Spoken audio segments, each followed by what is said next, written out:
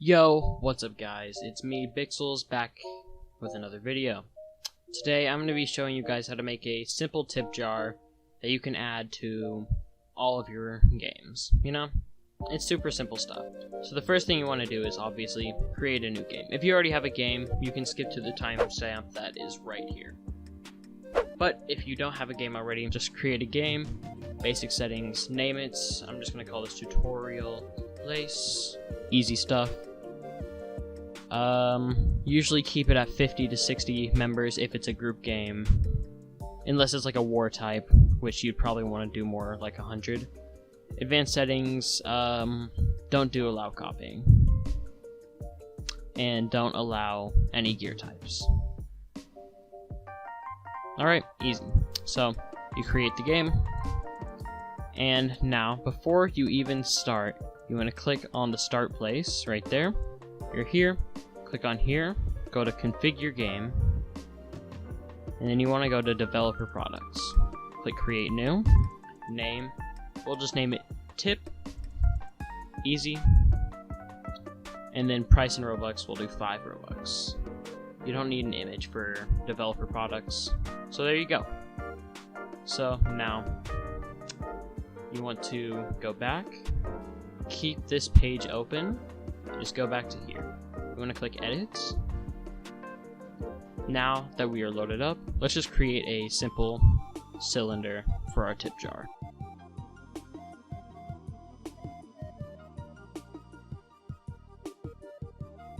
Alright, and then there's our tip jar. Then we can just group that all together and name this tip jar. For this, you will want to have Explorer and Properties open, found in the View tab, but anyways. So, now that you have your tip jar created, you want to create a block, okay?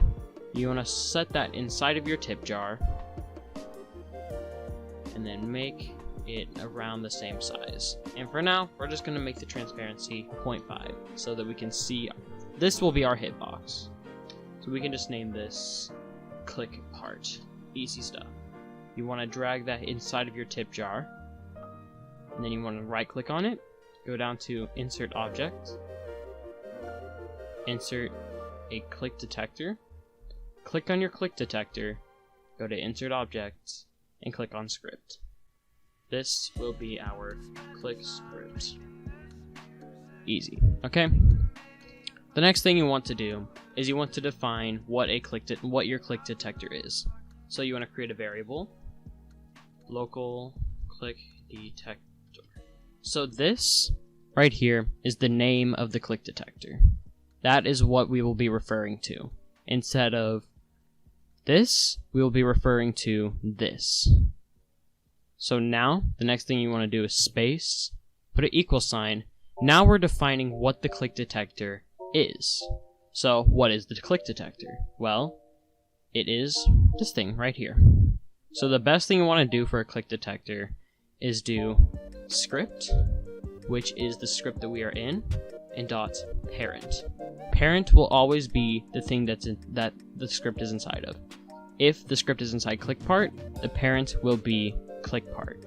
But since it's inside the click detector, the parent will be the click detector, not the click part. Make sense? It should. Next thing you want to do is create a function. There are 2 ways you can create this function. You can do function on click, and then click detector colon dot mouse click colon connect on click. That is the basic way that some people use. I don't personally like using this way because I've been using the other way, which is the same thing. It's just it takes up less space, and I just like to do it more. You can do it faster. So what you want to do is type in click detector, which is this. So we're not actually doing script.parent, but we're doing click detector. Okay, because click detector is the same thing as script.parent. That's what the variable does. So click detector, what do we want it to do? Click detector, mouse click. This means this is just connecting our mouse to the click detector. You want to connect it, put a function inside of this, parentheses, go over one space and click enter. That is your entire script. Next thing you want to do is go on to function, type in player, and that is your player. See? You're defining the player through the function because player is a parameter of the click detector function, okay? It is a parameter of the mouse click, basically. So, next thing you want to do is make another variable. So what we want to do is do another local, and the same thing, we want to give this a name. So what we're defining right now is the marketplace service. So marketplace service. So how do we define this? We do game, which is the game that we are in, which is the tutorial place. The game is all of these things. All of these things are children of the game. Alright? So workspace as parent would be the game. Alright? But whenever we're looking at this, there's no marketplace. So what do? We want to grab the marketplace. We want to insert the marketplace into our game. So game, market, get service. So now we are getting the service of the marketplace. So since it's not here, we have to get it manually, not manually, technically automatically, but we're typing it out manually in the script. So now that we have defined the marketplace service, we want to do marketplace service, prompt product purchase. Now that we have that, we want to do player, which is the instance we need, and then we want to get the product ID. So since we created that product earlier, we can select that, copy it, come back here. You can either do Control V, or you can paste it right there. So this will get our marketplace service. It will prompt the product purchase to the player who clicked, and it will display this purchase. Alright, so let's anchor everything. Let's just add in a spawn point. Where are spawn points? There it is. We'll add in a spawn point real quick, and let's play the game and see how it goes.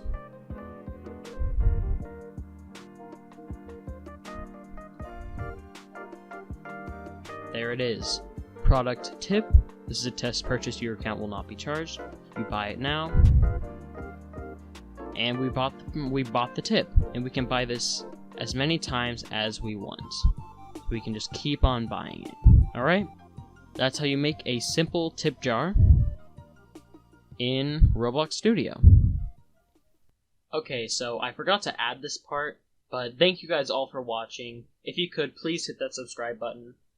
And go into the description and join my group Frothies. It's a brand new bakery cafe group. And if you need any scripting advice, or you just need a scripter in general, you can hit me up on Discord at Bixels number 0248, which can also be found in the description below. But anyways, guys, thank you guys so much for watching. It really means a lot.